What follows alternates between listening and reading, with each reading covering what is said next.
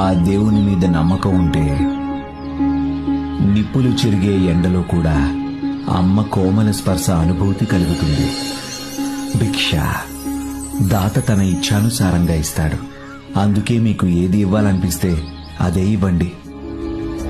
సాయి, ఇవి ఈ పాత్రలో సరిపోవు కదా, అందుకని ద్వారకామాయికి పంపిస్తాను. దానం అంటే భిక్షువుకు గమ్యంలో ఇచ్చేది.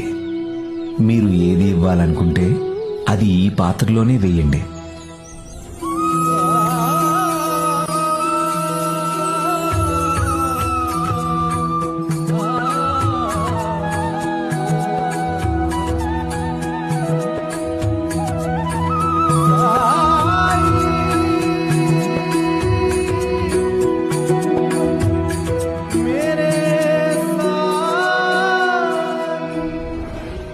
నేను మీ జోలిలో ఎంత వేసినా కూడా అది నిండడం లేదేమిటి?